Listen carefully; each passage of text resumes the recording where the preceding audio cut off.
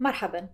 في هذه الحلقة نفتح واحدا من أكثر الكتب استفزازا في تاريخ الفلسفة، كتاب تهمة اليأس.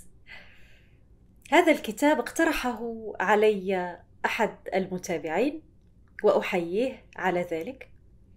قرأته مؤخرا وأعجبني بشدة، فهو يقدم مختارات من نصوص الفيلسوف الألماني الذي اشتهر بتشاؤمه آرثر شوبنهاور. وقررت بدل أن أرسل الرأي لصديقي في مقال الكتاب عن المرأة أن أشارككم جميعا هنا حلقة تفتح النقاش بصراحة. لكن قبل أن نغوص في التفاصيل، دعونا نتعرف باختصار على آرثر شوبنهاور، الرجل الذي يصف الحياة بأنها شر والمعاناة قانونها الأول، ويرى أن السعادة وهم وأن المرأة خلقت للإنجاب فقط. آرثر شوبنهاور فيلسوف ألماني، ولد عام 1788 على ما أذكر. عاش حياة مليئة بالعزلة والتأمل والنفور من المجتمع. أشهر كتبه العالم إرادة وتمثل، ويجب أن أخصص حلقة أتحدث فيها عن هذا الكتاب، العالم إرادة وتمثلا، حيث يعرض فكرته الجذرية أن العالم تجل لإرادة عمياء تدفع الكائنات نحو الحياة والمعاناة. يرى أن الخلاص لا يأتي من النجاح أو الحب أو المتعة، بل بالزهد والانفصال عن الرغبة.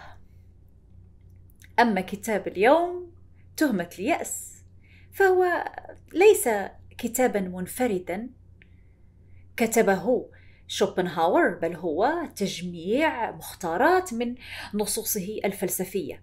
في هذه النصوص نرى رؤيته الصادمة، فعندما تحدث عن الحياة وصفها بالمعاناة المستمرة، السعادة وصفها بأنها لحظة راحة قصيرة بين موجتين من الألم، الإرادة وصفها أنها قوة عمياء تسوقنا كالعبيد، المرأة كائن غير عقلاني خلق للنسل لا الفكر.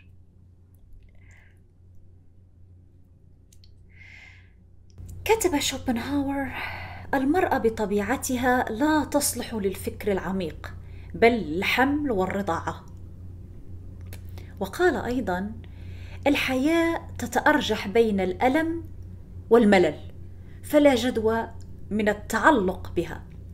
هذه الأفكار جعلت البعض يصفه بأنه عدو الحياة وعدو المرأة. قد تسأل يعني لماذا كل هذا التشاؤم؟ شوبنهاور لم يكن متشائما عبثا، بل اعتقد أن كل ما يبنى على الرغبة، الحب، الشهوة، الشهرة، المال، كل هذه الأمور مصيرها الخيبة. وكان يرى في المرأة تجسيدا للرغبة، لهذا وضعها في مرتبة أدنى، لكنه في المقابل احترم الفن والموسيقى والزهد واعتبرها طرقا للهروب من عبثية الحياة. شوبنهاور لا يكره الجمال، بل يكره الإرادة التي تسلبنا حريتنا. لكن هل هذه فلسفة أم مجرد صرخة ألم شخصية؟ نيتشه تأثر بشوبنهاور بالشدة، لكنه قال لاحقا: شوبنهاور عرف الحقيقة لكنه جبن أمامها. راسل قال أو اعتبر شوبنهاور عبقريا مأساويا، لكنه غير منصف تجاه المرأة.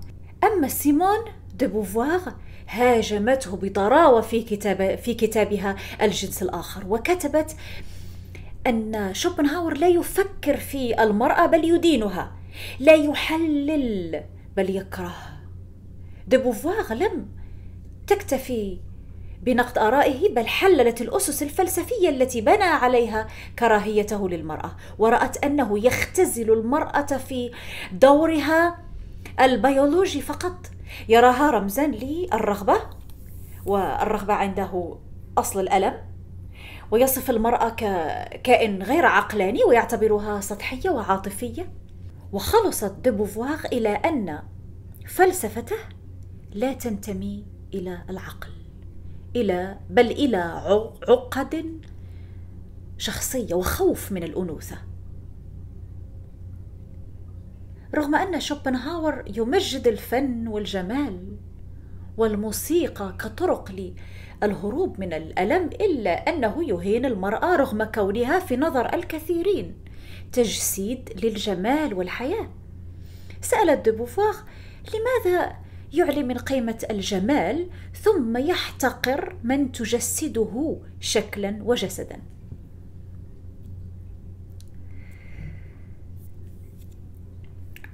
لماذا نقرأ لشوبنهاور رغم كل هذا؟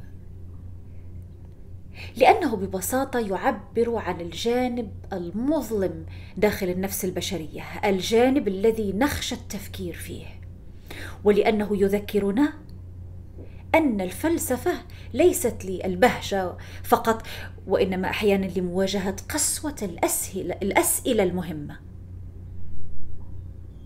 مثال: هل لهذه الحياة معنى؟ شوبنهاور متهم باليأس، نعم، لكنه أيضا متهم بالصدق القاسي. قال ما لا نحب سماعه، لكنه ربما ما نحتاج سماعه. هل كان محقا أم مبالغا؟ وهل حقا كره المرأة أم خاف من سطوتها؟ أخبروني في التعليقات، هل تجدون أن فلسفته شيء، أو في فلسفته شيء من الحقيقة، أم ترون أنها مجرد صرخة يأس؟ إلى اللقاء.